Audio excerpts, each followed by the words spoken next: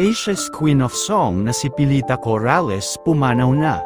Isang nakakalungkot na balita ang pumukaw ngayon sa publiko at sa mundo ng Philippine showbiz nang mapabalitang pumanaw na nga ngayong araw ng Sabado, April 12 ang singer, aktres at komedyan na si Pilita Corrales sa edad nito na 85 years old.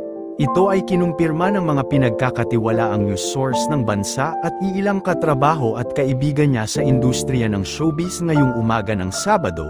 Wala pang malinaw at tukoy na dahilan kung ano nga ba ang dahilan ng kanyang pagkamatay, ngunit ayon sa ilang netizens ay marahil dahil na din ito sa kanyang edad at katandaan. Labis naman na nagluluksa ngayon ang publiko at industriya ng showbiz dahil isa na namang batikan at premyadang aktres at singer ang pumanaw at nilisan ng mundo. Si Pilita Corrales ay kilalang-kilala bilang isang mahusay na mang-aawit ng mga musikang Bisaya at sa kanyang taos-pusong pag-awit ng mga kantang tulad ng Usahay at Matud nila. Si Pilita Corrales ay sumikat noong dekada 1960s bilang isang mang-aawit at kalaunan ay pinalawak ang kanyang karera upang isama ang trabaho sa pelikula at telebisyon.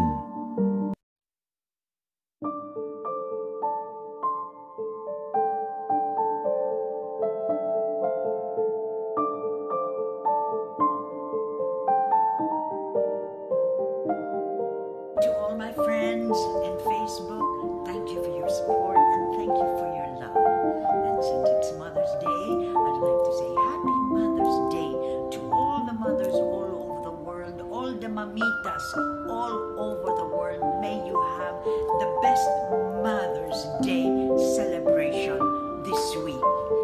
Okay? Happy Mother's Day in town sa lahat ng mga Bisaya na mothers. Felicidades a todas las madres del mundo. Happy Mother's Day to all of you.